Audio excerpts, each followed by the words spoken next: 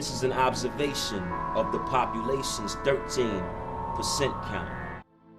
I've heard women use the terminology, you know, he gave this to me. When somebody gives you something, it's because you accept it. I contracted HIV from this man. I was in a relationship with him, and we had a child. Carriers with extra weight on their carry-arms, packing heavy, not to carry arms, but their arms carry a virus that fights, rebels, attacking white T-cells. Blacks, whites, teens as well. African Americans tend to have sex with African Americans. It's black men, usually. It's black men and black women, usually. And we ought to talk about it in just that way. We're spreading death among ourselves. Disease kills in the event of being ignorant.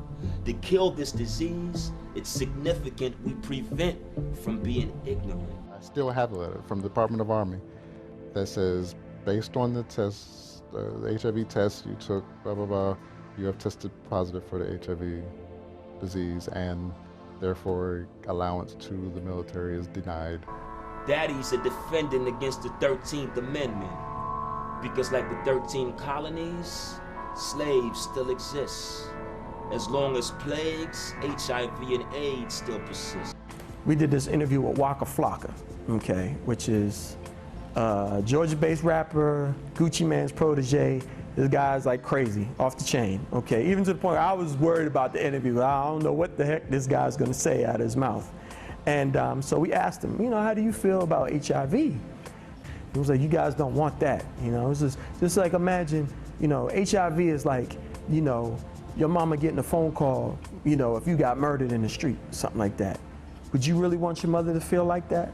If invented, is there no incentive for an ending to a lifelong sentence, causing death, breaking marriage bonds? What's left?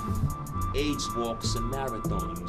It was very funny moving back to the United States from having been in Africa and having covered this issue. Suddenly I'd see the red ribbon everywhere, right? I'd go to buy coffee and it'd be on my little coffee cup or it'd be on a bottle of water. So there's this funny sort of low-level persistent engagement in the AIDS problem. People, when they think through their minds, they may remember someone who was sick or died, or they may remember a concert they went to when they were younger. What you don't have is consistent and intense grappling with the issue.